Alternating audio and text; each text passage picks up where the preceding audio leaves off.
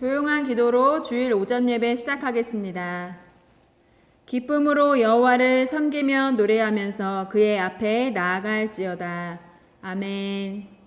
임내 찬송 19장 들으시겠습니다.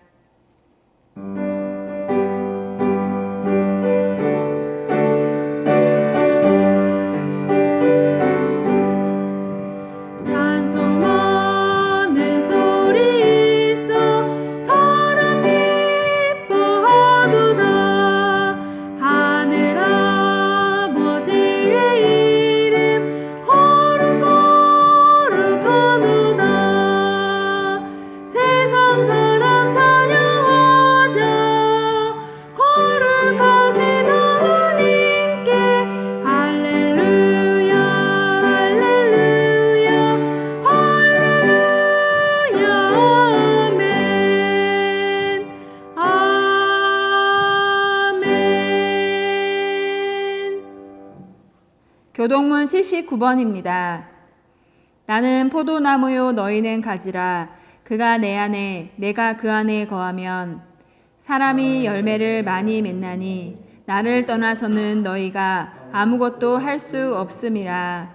사람이 내 안에 거하지 아니하면 가지처럼 밖에 버려져 마르나니 사람들이 그것을 모아다가 불에 던져 사르느니라.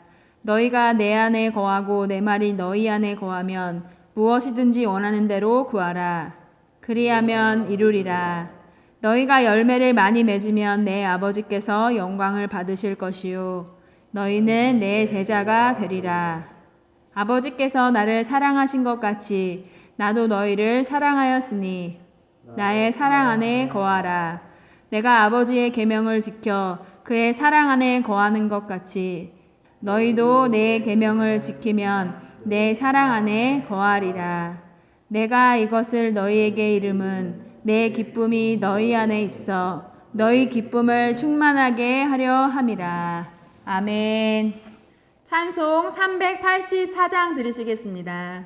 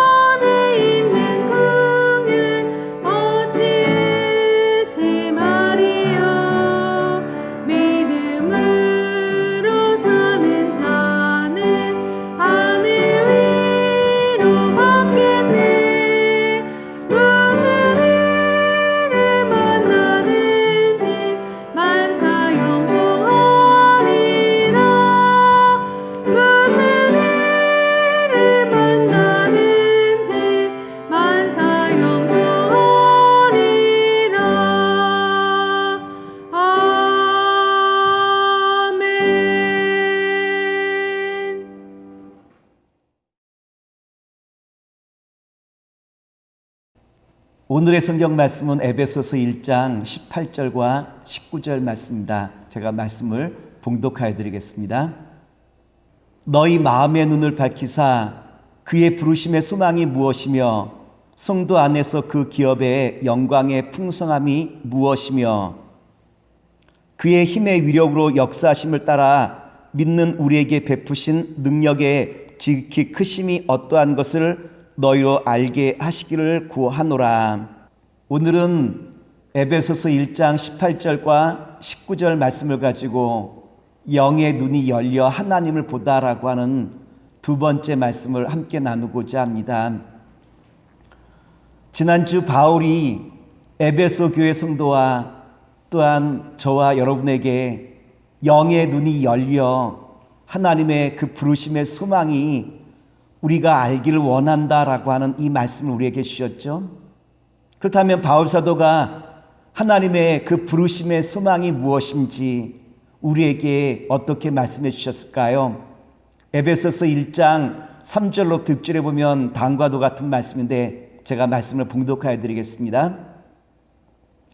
찬송하리로다 하나님 곧 우리 주 예수 그리스도의 아버지께서 그리스도 안에서 하늘에 속한 모든 신령한 복을 우리에게 주시되 곧 창세전에 그리스도 안에서 우리를 택하사 우리로 사랑 안에서 그 앞에 거룩하고 흠이 없게 하시려고 그 기쁘신 뜻대로 우리를 예정하사 예수 그리스도로 말미암아 자기의 아들들이 되게 하셨으니 이는 그가 사랑하시는 자 안에서 우리에게 거저 주시는 바 그의 은혜의 영광을 찬송하게 하려는 것이라.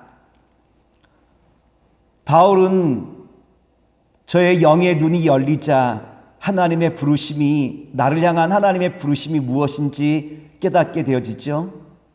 나는 하늘의 신령한 복덩어리요, 하나님과 친구 맺을 자요, 예수님만큼 존귀한 자요, 하나님께 찬송과 영광을 돌릴 자라라고 한 것을 알게 되어져요.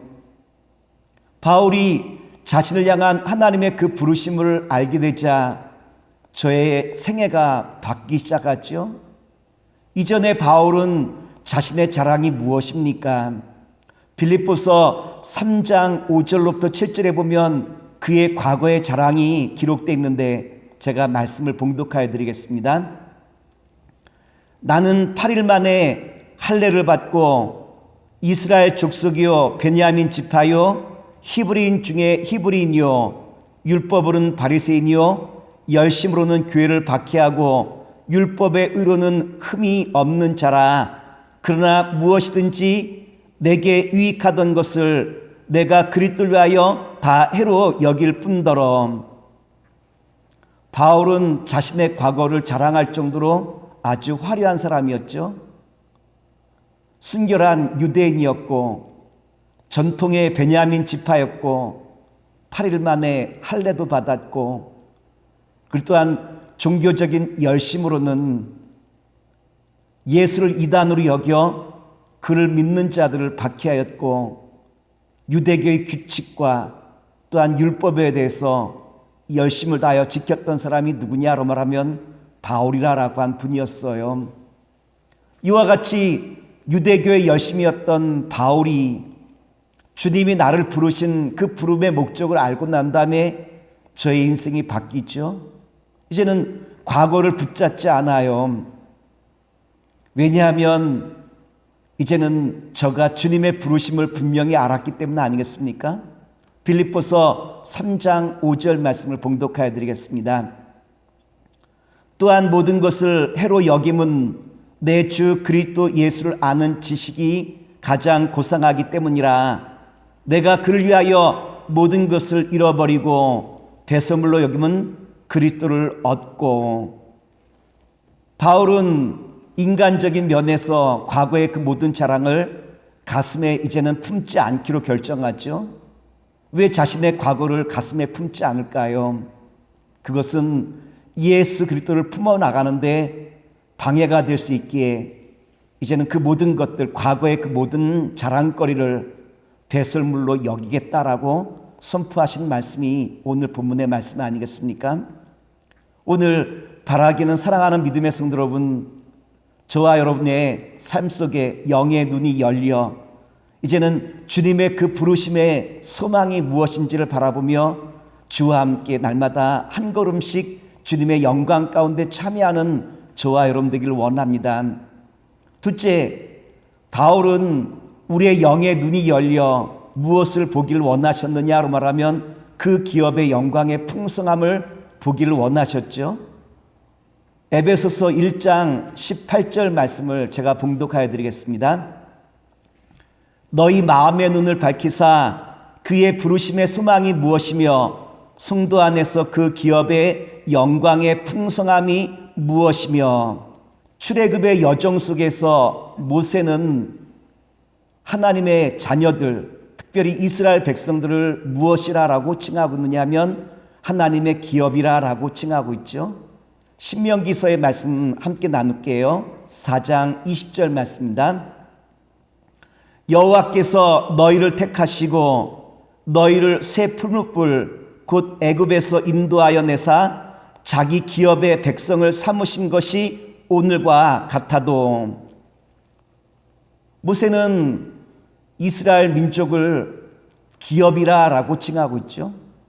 신약 성경에서는 기업을 어떻게 표현하고 있냐면 그리스도 안에 있는 성도를 가리켜 기업이라라고 표현하고 있어요. 에베소서 2장 19절 말씀을 제가 봉독하여 드리겠습니다. 그러므로 이제부터 너희는 외인도 아니요 나그네도 아니요 오직 성도들과 동일한 시민이요 하나님의 권속이라. 뿐만 아니라 기업이라라고 한 것은 부모로부터 물려받은 유산을 가리켜 기업이라라고 말씀하기도 해요. 원문의 뜻에서 이 기업은 어떠한 의미를 담고 있느냐라고 하면 제비 뽑다라고 한 그 의미를 담고 있어요. 여호수아가 가나안 땅에 들어가 이스라엘 12지파를 모으고 제비를 뽑아 땅을 분배하게 되어지죠. 이것을 가리켜 기업이라라고 말씀하시고 있는 것인데, 이처럼 기업이라라고 하는 것은 하나님께서 주시는 유산을 가리켜 기업이라라고 말씀할 수 있어요. 특별히 구약시대는 이스라엘 백성들에게 그 땅을 기업으로 하나님께서 주셨죠. 신약에서는 그리스도 안에 있는 성도들에게 하나님 나라 그 유업을 기업으로 나눠주시죠. 베드로전서 1장 4절 말씀입니다. 썩지 않고 더럽지 않고 쇠하지 아니하는 유업을 있게 하시나니 곧 너희를 위하여 하늘에 간직하신 것이라. 그렇다면 우리 믿음의 성도들이 하나님 나라에서 유업으로 받을 그 기업이란 무엇을 말씀하는 걸까요?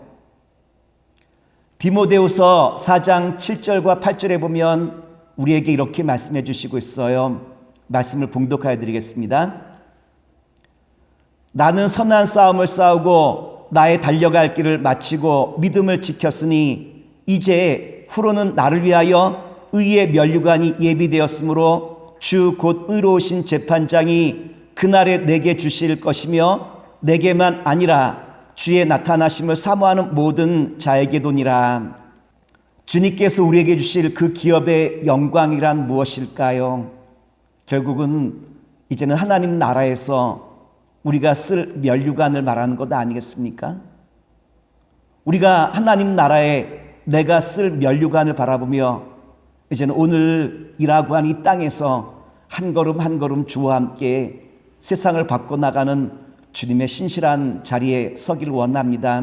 세 번째, 영의 눈이 열릴 때 하나님의 능력의 크심을 알게 된다라고 우리에게 말씀하셨죠. 에베소서 1장 19절 말씀을 봉독하여 드리겠습니다.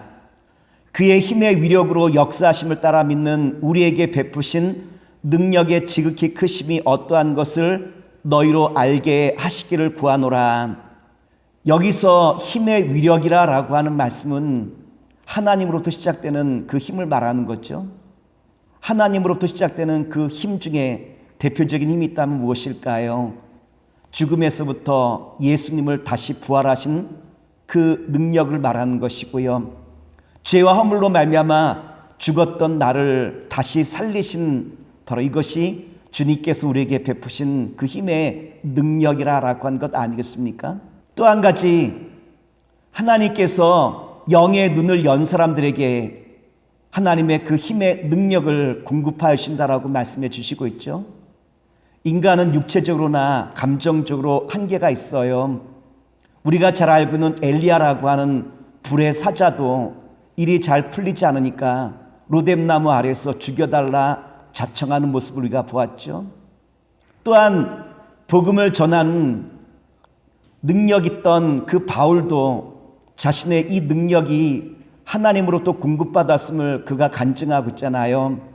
사도행전 17장 28절 말씀을 봉독하여 드리겠습니다. 우리가 그를 힘입어 살며 기동하며 존재하느니라. 너희 시인 중 어떤 사람들의 말과 같이 우리가 그의 소생이라 하니. 우리나라 전통 놀이 가운데 강강술래라고 한 놀이가 있어요. 손에 손을 잡고 땅에서 큰 원을 그리는 놀이 아니겠습니까? 앞사람이 강강술래라라고 외치면 모든 사람들이 강강술래라라고 말하며 손을 잡고 큰 원을 그려요. 이것은 하늘의 달을 이 땅에 그리는 것이 강강술래 기원 아니겠습니까? 오늘 우리도 하늘의 능력을 공급받아 이 땅에 새로운 역사를 이뤄나가는 주님의 자녀가 되길 원합니다. 마가복음 9장 22절에 보면 다음과 같은 말씀이 있어요. 말씀을 봉독해 드릴게요. 믿는 자에게는 능치 못함이 없느니라. 그런데 여러분, 언제 우리 마음에 믿음이 생겨나기 시작하죠? 하나님의 우리를 향하신 사랑, 예수님께서 나를 사랑하심으로 말미암아 십자가에서 내가 너를 이토록 사랑한다라고 하는 사랑의 그 프로포즈가 내 눈에 보이기 시작할 때 우리의 영의 눈이 비로소 열리기 시작하는 것 아니겠습니까? 내 마음의 영의 눈이 열리면 사막길을 걸어가도 우리는 피곤하지 않아요. 그러나 마음의 눈이 열리지 못하면 아름다운 정원에 있다 할지라도 늘 피곤한 것이 우리 인생 아니겠습니까? 오늘 세상이 교회를 가리켜 뭐라고 말하냐면 잠자는 거인이라고 말해요. 다른 말로 말하면 종이 호랑이라고 한 말이겠죠. 어떻게 잠자는 거인, 종이 호랑이를 다시 깨울 수 있을까요? 주님은 우리에게 뭐라고 말씀하시고 있냐면 영의 눈을 이제는 깨워라. 잠자는 그 영의 눈이 열릴 때 우리는 비로소 세상을 변화시키는 능력 있는 주님의 자녀와 백성이 된다라고 한 말씀 아니겠습니까? 오늘 바울사도는 에베소 교회를 향하여 여러분의 영의 눈이 열려 나를 부르신 그 부르심이 무엇인지, 또한 그 기업의 영광의 풍성함이 무엇인지, 또한 하나님의 그 위력에서 오는 그 능력이 얼마나 큰지 비로소 모든 것을 바라볼 수 있고, 또한 주님의 그 능력과 영광을 바라본 자를 통하여 새 하늘과 새 땅을 이 땅에 감당할 수 있음을 우리에게 다시 한번 일깨워 주시고 있다라고 하는 거예요. 오늘 저와 여러분을 통하여 영의 눈이 열려 하나님을 바라보시는 가운데 날마다 새로운 역사를 이끌어 나갈 수 있는 주님의 교회와 주님의 성도님 되시기를 다시 한번 기도하겠습니다.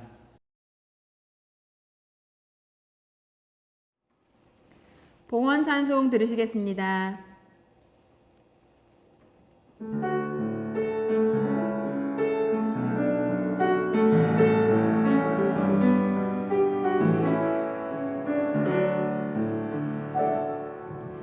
내게 있는 양육아 주께 가져와 그 벌 위에 입 맞추고 깨뜨립니다. 나를 위해 험한 산길 오르신 예수 걸음마다 크신 사랑 새겨놓았네.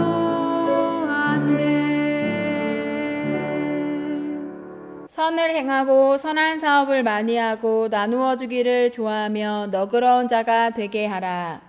이것이 장래에 자기를 위하여 좋은 터를 쌓아 참된 생명을 취하는 것이니라. 파송의 찬양 들으시겠습니다.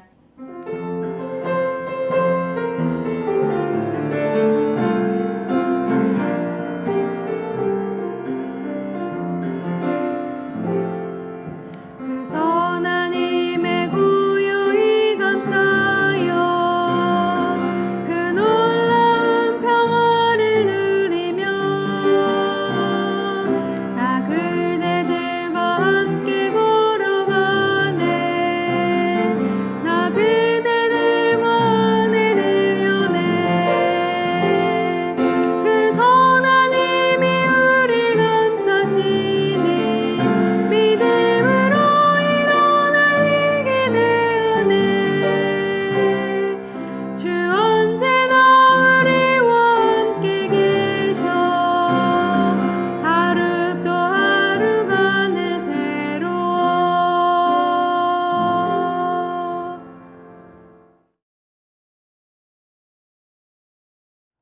사랑의 주님, 오늘 잠자는 교회를 종이 호랑인 교회를 다시 깨우기를 원합니다.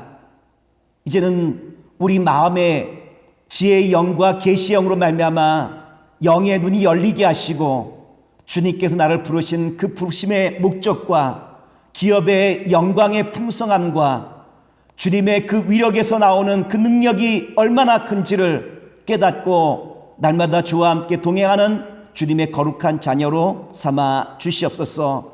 이제는 우리 주 예수 그리스도의 은혜와 무한하신 아버지 하나님의 사랑하심과 성령님의 역사심이 예배를 마치고 돌아가는 주의 자녀들 위해 영원토록 함께 하시기를 간절히 축원하옵나이다. 아멘.